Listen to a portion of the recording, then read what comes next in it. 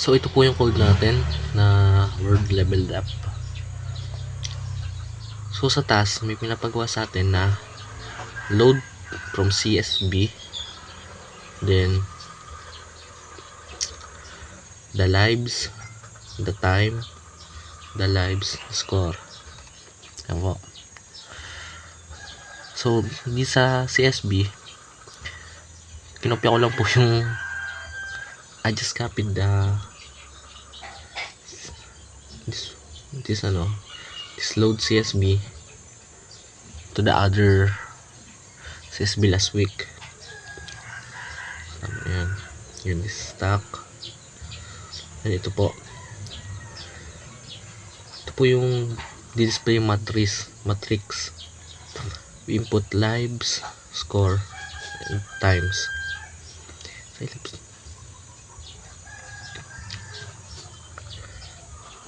Alang yan yung UI kumbaga. Dito po input hint. Kapag nag-input ang user ng int dito ng hint, bibigay siya ng hint, bibigay niya yung tamang sagot from hint sa index 1 sa index 2, 0, 1, value 1, 2. So pagmamayos siya ng 0 ng 5 points from the score. Kapag naman hindi enough yung 5 points o wala siyang 5 points, piprint siya ng not enough points for a hint, then return niya then kapag hindi dito naman po, kapag po nakatama na sagot ang user, he's going to get 10 points plus 10 points sa score. Else mamayos siya ng 1 lives,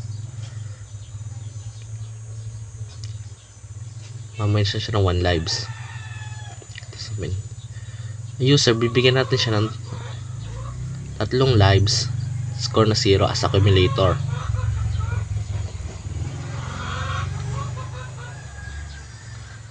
Yan, kapag ang lives ay 0, game over. Okay na. So we're going to run.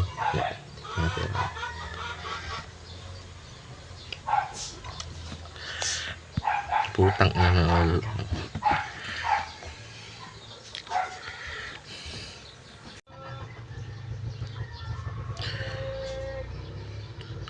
So we have 3 lives. Kapag nagkamali ka ng sagot,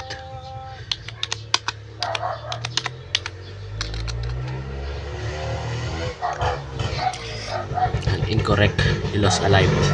Dahil wala lang matitira ng lives, then mag-input yung time, wala pang score. Kasi nag-hint tayo na wala pa tayong score. Yun, not enough points for a hint. Kasi makakatama tayo sagot. Milk and leche.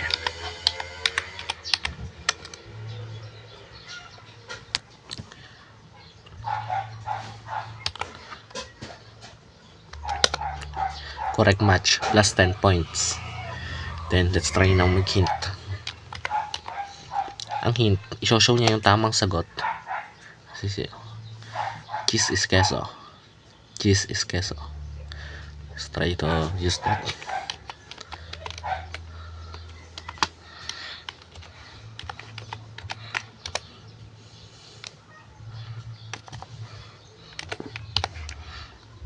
Cheese queso. Correct match. Let's just try to quit. Game ended. Ayun lang po, bali ito po ang output natin. Everything's perfect. Thank you po.